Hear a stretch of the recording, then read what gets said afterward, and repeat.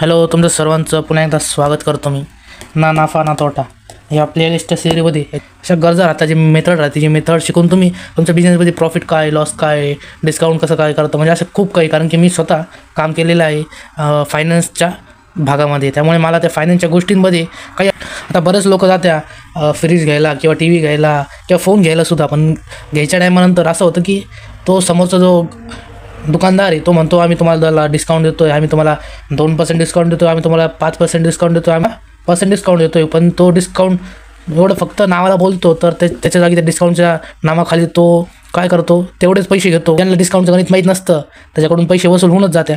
हे दुकानदारचे मी स्वतः काम केलेलं आहे, त्यामुळे मला जाणीव आहे की सगळ्यात जास्त लुटायची कामं करतात दुकानदार बनते. कारण की डिस्काउंट हे कोणाला माहीत नसतं की डिस्काउंट कसं काढायचं आहे किंवा काय करायचं आहे. त्यामुळे तर मी तुम्हाला सांगतो की डिस्काउंट कसं काढतात. आता सोपं सर मी तुम्हाला सांगतो. हे बघा, डिस्काउंट याला हिंदीमध्ये छूट असं पण म्हणतात.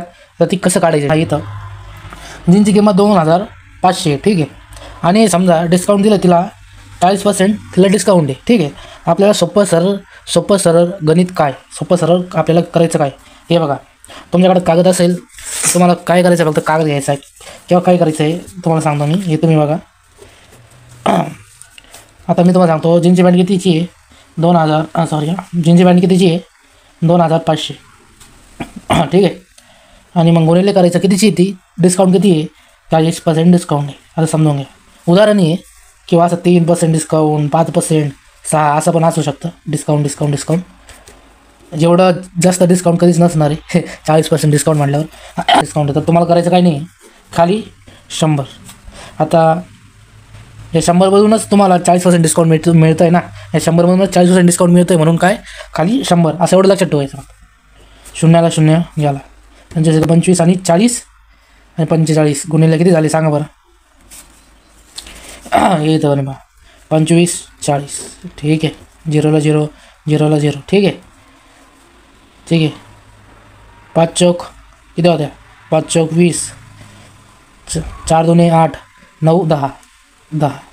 तर सोपं सर किती, 1000. किती आले, 1000. हे उत्तर आलं, ठीक आहे. तर आता काय करायचं सोपं सर, 2500 आहे ना, यातून 1000 वजा करून टाकायची.